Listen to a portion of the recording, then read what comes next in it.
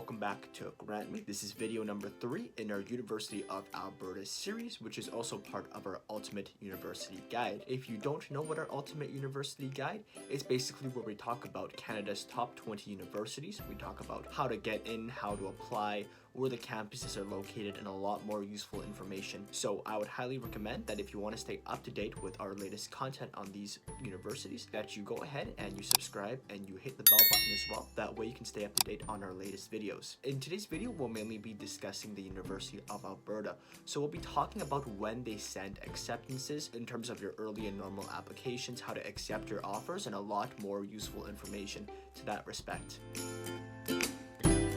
If you don't know what University of Alberta is all about, well, first of all, I would highly recommend that you go check out the other 2 videos we've made on this place, but I'll just give you a quick breakdown if you don't know. So the University of Alberta is one of Canada's top universities. It is located in Edmonton, and it is one of the top research universities. That is the field it's most known for.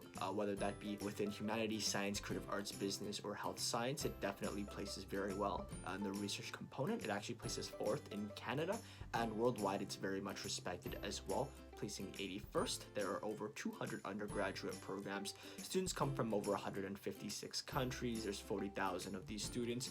So there's a very diverse amount of programs, faculty, and students that you'll be able to meet within the University of Alberta. So internationally and domestically, it definitely has a very good reputation in terms of its research and its programs.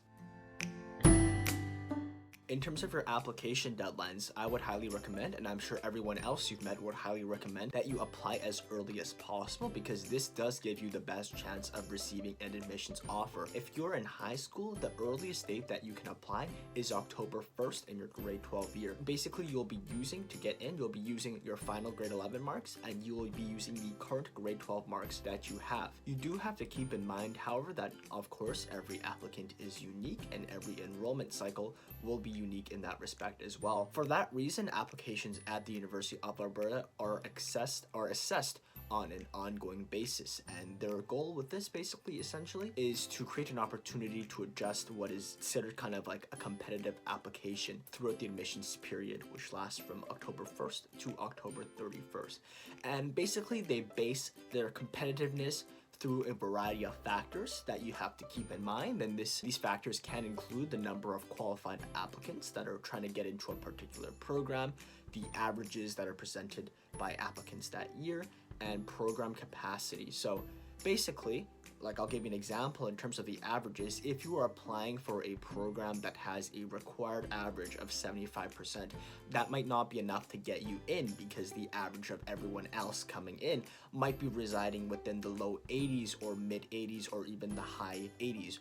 And so basically, if your average cannot meet the averages of other applicants who are applying for the exact same program as you, that may result in you not getting an admission offer. So whether or not you get an offer is not just based necessarily on the requirements on their website, it's also heavily based on the other people who are applying for the same program as you as well. So applications in that respect are extremely competitive at UofA. However, to be considered for admission in the first place, there are several basic requirements that you will have to meet. I discussed this in a previous video, but I'll just go over them briefly right now. You'll have to have the required courses for your program. There are several required courses that are mandatory depending on your program of study. Highly recommend you go over to the UofA website and find that on the individual program pages that they have. You need to meet the minimum requirements, whether that be grade averages or minimum grades in general. You have to fill out the complete application. I went over the specifics of filling out an application in the last video, and you'll also have to submit your application fee for that as well. And if you are not accepted into your first choice program, you'll then automatically be assessed for your second choice program if listed. And that kind of ties into what I've said before, and it's the fact that I would highly recommend that you also consider putting down a second choice program. This basically just acts as a safeguard, and it does highly raise your chances of getting into UofA. In terms of your deadlines, I would highly recommend you keep the following in mind. You should keep in mind October 1st. That is when your applications for admission admissions, award, and residence will open up. So you can have everything submitted by then if you really want to. March 1st is the absolute deadline if you are planning on applying for the fall term. That is basically when the majority of students will be starting their adventures in university. And March 1st is also the deadline to apply for most direct entry programs, but I would highly recommend you go double check. This may vary at times.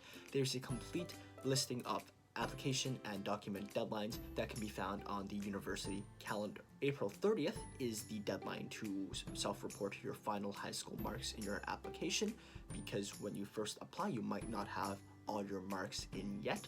So April 30th will be your last chance to be able to report all of these. And in June 1st, that will be your deadline to accept admission offer for the fall. However, they do admissions evaluations on a rolling basis, so you might not receive your results by then, but we'll be discussing this a bit more in the later parts of this video, so don't worry. Now let's say that you've completed your applications. That's basically the hard part done with, so good job, give yourself a pat on the back. But there's many things you can do after your application. You're not exactly done with the steps yet.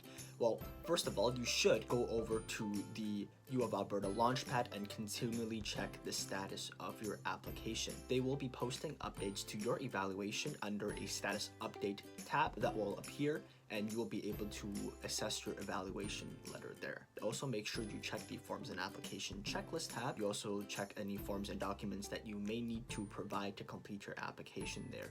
You can also access your application proof, which is a PDF of the application form you've already filled out and submitted. Very important to go back and check on this, because there may be some required documentation that they want you to submit. In terms of your other requirements, there are some other programs that do have these. This can include stuff such as a portfolio, an audition, or a written statement. If you need more information on this, go over to the Launchpad and check your to-do list. Everything is listed there for you. It's a very handy source for you to make sure that you're doing everything on time. There is also something called Bear Tracks at UofA, and that is their online student service system. So log in with your student ID and your CC ID, and that way you can view your residence applications, and you can also apply for scholarships and awards through there, which is very helpful. So definitely go ahead and check those out. In terms of your application, once everything is done as well, you do have to keep in mind that the majority of high school applicants will be assessed within 1 to 2 weeks, and other applications may take longer to process. After your initial application has been assessed, you may receive an admissions offer, or you may receive advisor comments indicating that you may need further coursework or other required documents. Anytime they update your admission status, they will be contacting you through email, and they will ask you to check your U of Alberta Launchpad. You do have to keep in mind that any updates will not be sent through mail or paper through the registrar's office. When your admission offer is available, first of all, congratulations, and with that email, you will be notified to go to U of Alberta Launchpad to accept your offer through their portal. For most students who are new to the university, a non-refundable deposit is required, and that way you can secure your offer of admission and secure a spot in the program. Once you pay your deposit, you have to just follow the following 3 steps. Step number 1 is to obviously register for your courses. You'll be eligible to do this right after your enrollment appointment date is set. In the meantime, you can always go ahead, browse the various courses, and build a sample schedule based off your current course offerings. As with many other schools, being able to get the classes you want can be quite competitive, so the earlier you can work things out and kind of anticipate what classes you want and build out your schedule, the easier that's going to make your life. Step number 2 is to start planning your transition.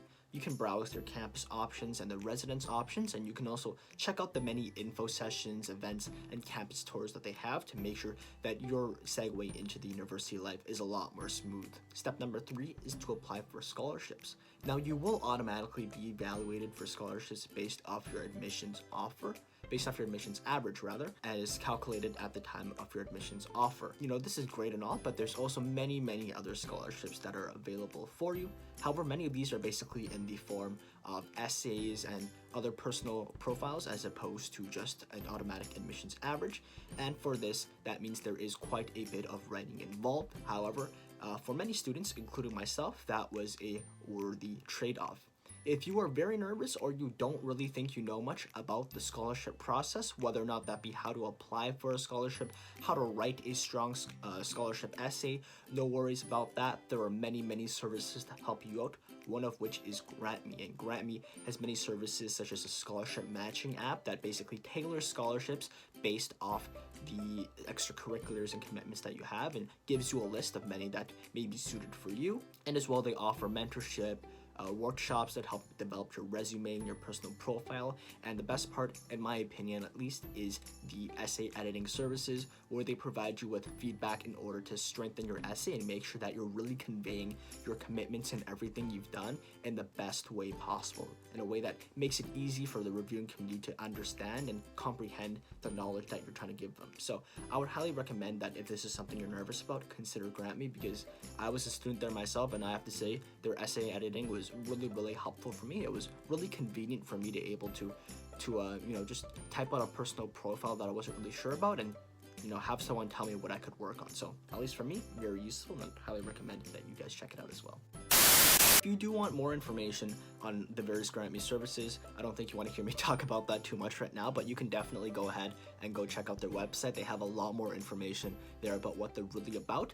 And another helpful resource that we have available to all of you is our eligibility quiz down in the description. So I would highly recommend you go check that out. Basically what it does is it takes a look at your various extracurriculars or your grades, and it tells you how eligible or your chances are of getting into your top dream school. So if that is something you're nervous about, if you don't know whether or not you're eligible for some schools in Canada, go ahead and give that a shot. But with that being said, that's basically everything for today's video. We discussed everything that you need to know about accepting your offer at the University of Alberta. Thanks for watching and have a great day.